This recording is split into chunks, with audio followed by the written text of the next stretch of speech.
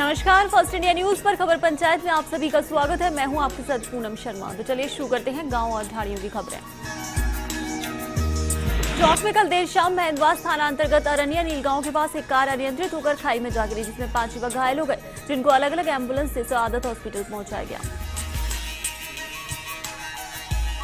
लेकिन एक घायल का खाई में भरे पानी में दम घुट गया, जिसे चिकित्सकों ने मृत घोषित कर दिया, जबकि उसके साथ मौजूद 4 लोगों का उपचार जारी है।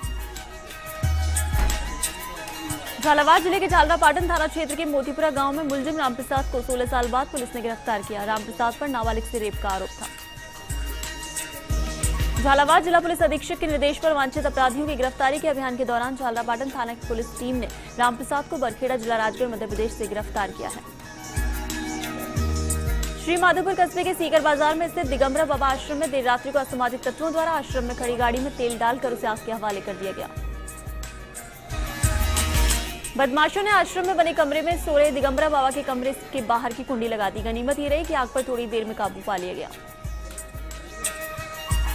वहीं ग्रामीणों का कहना है कि समय रहते आग पर काबू नहीं पाया जाता तो आश्रम में बड़ी अनहोनी हो सकती थी। सूचना के बावजूद 12 घंटे बाद भी पुलिस मौके पर नहीं पहुंच सकी।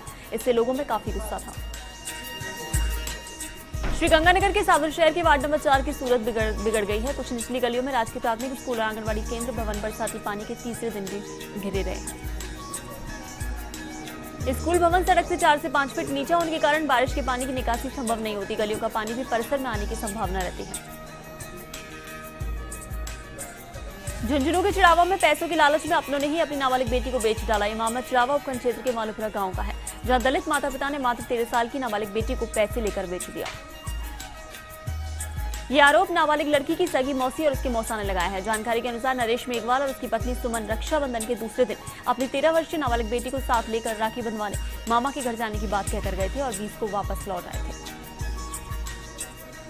लेकिन उनके साथ उसकी बेटी वापस नहीं आई। परिवार के सदस्य और लड़की के मामा चिड़ावा थाने पहुंचे, लेकिन वहां भी पुलिस वालों ने कोई सुनवाई नहीं की।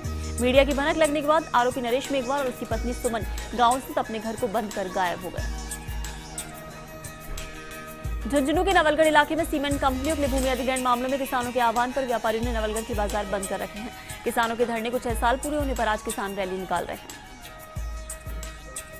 जिसे लेकर किसानों ने व्यापारियों से बंद का आह्वान किया था। सुबह से व्यापारियों ने अपने अपने प्रतिष्ठान बंद कर किसानों के आंदोलन को अपना पूरा समर्थन दिया है। नवलगढ़ में सीमेंट कंपनियों के लिए लगातार किसानों से जमीन अधिग्रहण करने की जोर आजमाइश प्रशासन कर रहा है, लेकिन किसान इसके खिलाफ है। धौलपुर के कंचनपुर थाना पुलिस ने अफजलपुर मामले में कार्रवाई करते हुए 26 अगस्त को कोर्ट में गवाही देने जा रहे युवक पर हुए जानलेवा हमले के आरोप में 3 आरोपियों को गिरफ्तार किया है। साथ में आरोपियों के पास से एक बोलेरो गाड़ी भी जब्त की गई। आरोपियों को धौलपुर कोर्ट में पेश कर उन्हें जेल भेज दिया गया है। राजसमंद के सरदारगढ़ कस्बे में एक विधवा महिला ने खुद पर कैरोसिन डालकर आत्मदाह का प्रयास किया। इस घटना के दौरान मौजूद लोगों ने महिला को करीब 60% झुलस गई, जिसे आमिर चिकित्सालय पहुंचाया, जहां उसका उपचार जारी है। जानकारी के अनुसार घटना के दौरान महिला और उसका कथित प्रेमी उसके घर में मौजूद थे।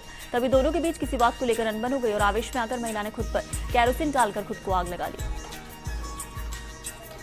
जयपुर के ही शाहपुरा थाना पुलिस ने 5 साल पूर्व थाना इलाके के हाईवे पर एक ही रात में 2 लूट की वारदातों को अंजाम देने का मुख्य सरगना जिसे गिरफ्तार किया गया है। गिरफ्तार आरोपी फजरुद्दीन हरियाणा के मेवात इलाके का रहने वाला है। देर रात को कुछ बदमाश ट्रक में चढ़कर हथियार की नोक पर उसे बहरोड के पास पटक गए तथा ट्रक लेकर फरार हो गए थे। इसी प्रकार उसी रात को इन्हीं बदमाशों ने नोएडा से ट्रक लेकर शाहपुरा की ओर लौट रहे टोंक निवासी बाबूलाल को भी कट्टा दिखाकर 55,000 रुपए लूटकर फरार हो गए थे।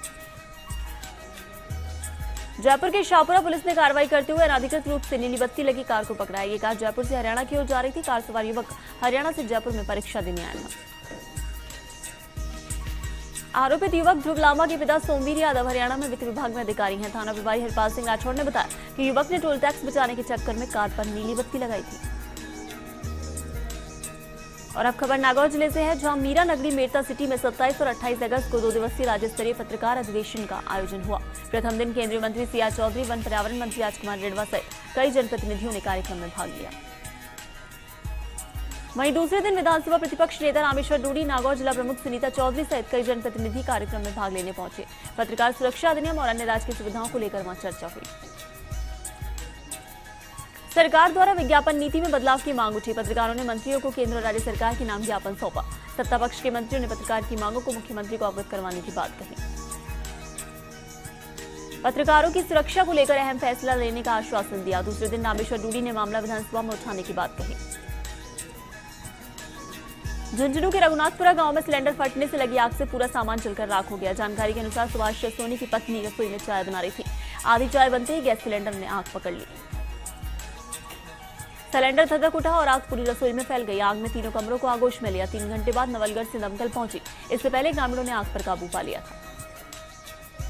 बांसवाड़ा के घाटोल में आमली ओटा गांव की नदी में तैरता हुआ शव मिला। सुबह राहगीरों ने नदी की झाड़ियों में शव अटका देखा था। भरतपुर के वैर में राष्ट्रीय राजमार्ग संख्या 11 पर स्थित ग्राम पंचायत बाजश्रेन का सरकारी स्वास्थ्य केंद्र अनियमितताओं का शिकार बना हुआ है। इस प्राथमिक स्वास्थ्य केंद्र पर घटना दुर्घटना में घायल होने वाले मरीजों को समुचित लाभ नहीं मिल रहा है। अलवर जिले के भिवाड़ी यूआईटी फेस पुलिस ने ग्वालदा की पहाड़ियों से अवैध खनन के 4 डंपर जब्त किए। इस दौरान एक आरोपी चालक को भी गिरफ्तार किया गया, जबकि डंपरों के चालक फरार होने में कामयाब हो गए। पुलिस ने सुबह पहाड़ियों पर भी दबिश दी, लेकिन खनन माफियाओं को पकड़ने में पुलिस नाकाम रही। पुलिस कार्रवाई के दौरान ग्वालदा की पहाड़ियों में अवैध खनन के पत्थरों से भरे 4 डंपरों को जब्त किया गया। अलवर जिले के भिवाड़ी, टपोकड़ा, कुशखेड़ा और तिजारत क्षेत्र में लगातार अवैध खनन जारी है। सैकड़ों डंपर अवैध खनन से भरकर हरियाणा में होकर दिल्ली, गुड़गांव तक जाते हैं, लेकिन प्रशासनिक मिलीभगत के चलते उनके खिलाफ कार्रवाई नहीं होती है। बीकानेर के कोलायत में श्री क्षत्रिय युवक संघ की ओर से कोलायत की राजपूत धर्मशाला में आयोजित 4 दिवसीय प्राथमिक प्रशिक्षण शिविर का समापन हो गया। खीम सिंह सुल्ताना ने कहा कि वर्तमान समय में संस्कारों की बेहद जरूरत है। साथ ही प्रशस्त सामूहिक संस्कार में मनोवैज्ञानिक कर्म प्रणाली का अभ्यास करवाया।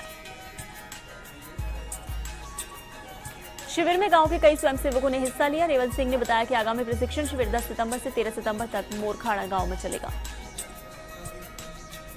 झुंझुनू के नवलगढ़ पंचायत समिति के ग्राम पंचायत चिराना के शाकंभरी माता मंदिर को जाने वाले रास्ते में गहरे खड्डे पड़े हैं, जिसके कारण फेरी में जाने वाले श्रद्धालुओं को आवागमन में काफी परेशानी हो रही है। धौलपुर के बसेड़ी में छात्र संघ अध्यक्ष राजकुमारी कुशवाहा का भव्य स्वागत समारोह आयोजित हुआ, जहां कस्बे के गांधी तिराहे पर कार्यक्रम का आयोजन हुआ। धौलपुर के बसेड़ी में पूर्व सांसद खिलाड़ी राम बैरवा के नेतृत्व में कांग्रेस कार्यकर्ताओं ने गांव का दौरा किया। साथ ही उन्होंने इस दौरान बूथ लेवल पर इकाई का गठन किया। अलवर के रामगढ़ में जुगरावर गांव में खेतों में अवैध रूप से बजरी दोहन हो रहा है और इसके लिए दर्जनों ट्रैक्टर ट्रॉली लगी हुई है, लेकिन गोरख धंधे में पुलिस और प्रशासन बजरी खनन माफियाओं पर कार्रवाई करने में नाकाम है। अलवर के रामगढ़ में चोरोटी गांव से पाली मार्ग क्षतिग्रस्त हो गया। वहीं हादसे की शिकायत के बाद भी प्रशासन ध्यान नहीं दे रहा है। सीकर जिले के थोई थाना इलाके का कावट कस्बा, जो स्टेट हाईवे 37 पर बसा हुआ है, इसी कस्बे में नशे का काला बाजार सजा हुआ है। वहीं कावट कस्बे में सरकार द्वारा प्रतिबंधित दवा आसानी से मिल जाती है। यहाँ मेडिकल स्टोर के अलावा होटल, ढाबों पर आसानी से नशीली दवा मिलती है। नशीली दवा बेचने वाला एक पूरा गिरोह कावट कस्बे में सक्रिय है, जो गाड़ी में आकर नशीली दवाओं की सप्लाई छोटे व्यापारियों को करता है। ये पूरा गोरख धंधा बाइक से संचालित किया जा रहा है। बाइक की डिग्गी में दवाएं रखकर युवाओं को बेची जाती हैं, लेकिन इस गिरोह पर अब तक कोई कार्रवाई नहीं हुई है। लोगों का कहना है कि बिना पुलिस की मिलीभगत से ऐसा होना संभव नहीं। पूरे मामले की शिकायत स्थानीय लोगों ने चिकित्सा मंत्री राजेंद्र राठौड़ को की है। जालौर के भीनमाल पंचायत समिति में नरेगा में हो रहे भ्रष्टाचार को लेकर फर्स्ट इंडिया न्यूज ने खबर को प्रमुखता से दिखाने के बाद खबर का बड़ा असर देखने को मिल रहा है।